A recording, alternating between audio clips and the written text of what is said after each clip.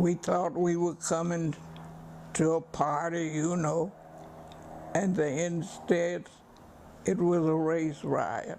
Juanita Mitchell was 7 years old when she moved to Chicago with her mother and sister in July of 1919. She's now 107 and still remembers how the city erupted in violence a century ago. I could hear my uncle saying, "Here they come."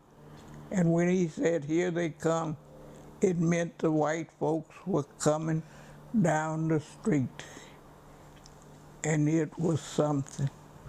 The riots were sparked by the stoning and drowning death of Eugene Williams, a black teen swimming in Lake Michigan who drifted toward the unofficial white section of the beach. What followed was one of Chicago's most violent weeks in its history. White mobs raided black neighborhoods on the city's south side, burning homes and beating people. Black residents fought back with fists and gunfire. 38 people died, 23 black and 15 white, and more than 500 people were injured. Hundreds of black families were left homeless. I'll never forget it. We were really afraid, and we hid behind the piano in my aunt's house.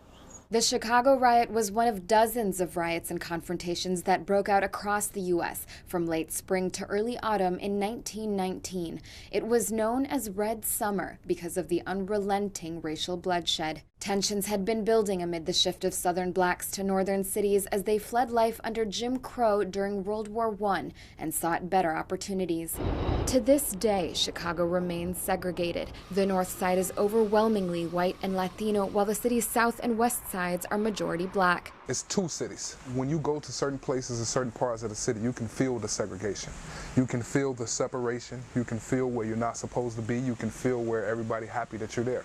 The Newberry Library, an independent research library in Chicago, is putting on a series of public programming throughout the year to educate residents and mark the 100th anniversary of the riot. Acknowledging the past is step one. Until we can get the history right, we're not going to be able to overcome our racial divides. Chicagoans are generally really good about our own history, but unfortunately the 1919 events have, I think, largely escaped people's understanding. Make some noise if you learned something you did not know about our city. Eve L. Ewing is a sociology professor at the University of Chicago and author of 1919, a collection of poems exploring the racist violence Black Americans have endured before, during, and after the death of Eugene Williams. Little Eugene, Gene, sweetest I've seen. His mama told him, them white boys mean.